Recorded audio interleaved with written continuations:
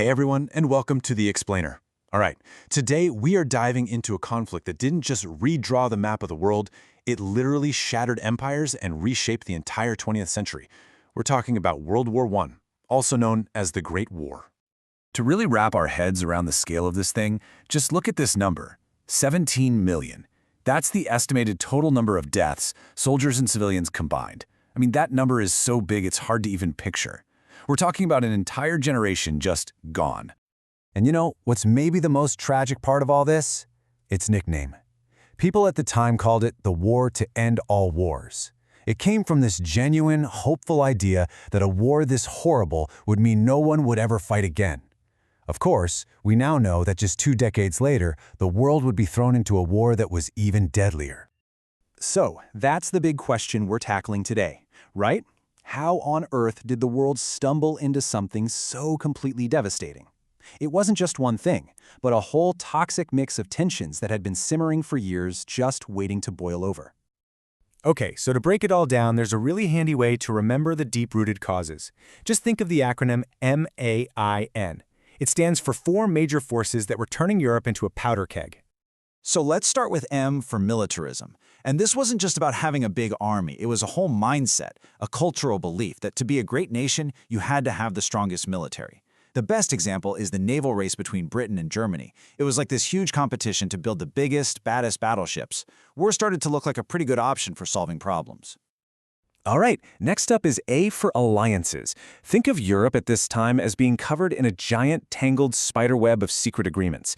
These deals basically divided the continent into 2 teams, and they promised that if one country was attacked, all its friends had to jump in and fight too. So a tiny little argument in one corner could literally pull the entire continent into a massive war. And here are the 2 main teams, so to speak. On one side, you've got the Triple Alliance, Germany, Austria-Hungary, and Italy. And on the other, the Triple Entente, with France, Great Britain, and Russia. But you see that little star next to Italy? That's super important. Even though they were technically with Germany and Austria-Hungary, they ended up arguing, hey, you guys started this, it wasn't defense. And they actually switched sides later in the war. A huge deal. Moving on to I, Imperialism. You've got all these European powers scrambling to grab up colonies in Africa and Asia, hungry for resources and, well, power. This scramble for Africa created all sorts of rivalries. For example, Germany and France nearly went to war, twice, over who should control Morocco. These weren't just little disagreements. They were high-stakes stare-downs that left everyone suspicious and angry. And that brings us to the last letter, N, for nationalism. And this one's a bit of a two-headed monster. First, you had this aggressive pride where countries thought they were the best, and war seemed like a great way to prove it. But second, you had ethnic groups inside big empires, like the Serbs inside Austria-Hungary, who were desperate for their own independent countries, and that feeling was especially strong in the Balkans. So let's recap. You've got militarism, alliances, imperialism, and nationalism, all bubbling just beneath the surface. This whole mix made one region in particular, the Balkans, incredibly volatile. People literally called it the powder keg of Europe. All it needed was one tiny spark to explode. And that spark came on June 28, 1914. You have the heir to the throne of the entire Austro-Hungarian Empire, Archduke Franz Ferdinand, visiting the city of Sarajevo. And it's there that he and his wife are shot and killed by a young Serbian nationalist named Gavrilo Princip, who is part of a group called the Black Hand. This wasn't just a murder, it was the political earthquake everyone had been fearing.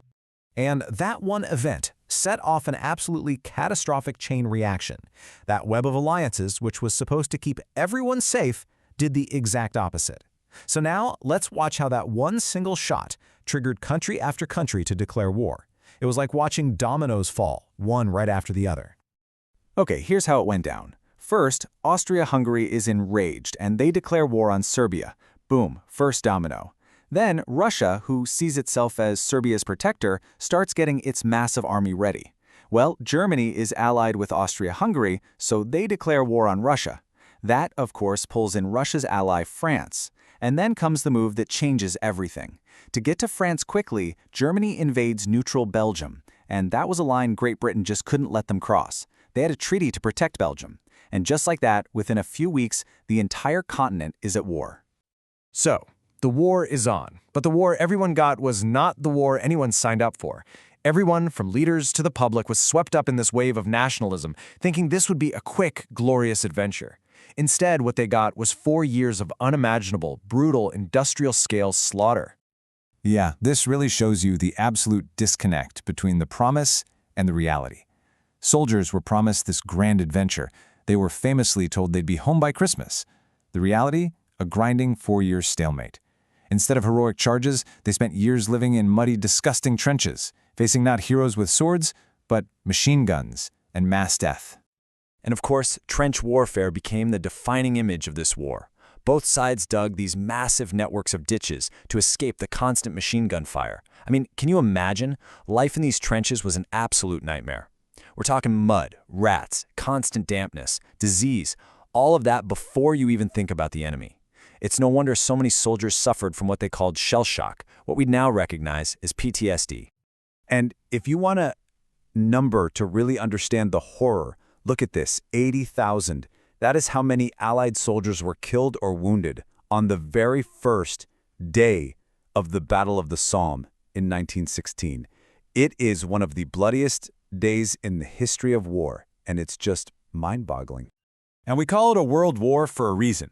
Because of all those empires we talked about, this wasn't just happening in Europe. Fighting broke out in German colonies in Africa and the Pacific. Japan got involved over in Asia, the Ottoman Empire jumped in, opening new fronts. You had over 1.3 million soldiers from India fighting for the British Empire. It was truly a global conflict, long before the USA finally joined in 1917. So in the end, you had this perfect storm of long-term tensions that just needed a single spark to explode. It was a war that completely redrew the map, destroyed old empires, and tragically just paved the way for even more conflict down the road. Which really leaves us with one big, haunting question to think about. With the world wound up so tightly with all this pride and all these alliances, could the Great War have ever really been avoided at all?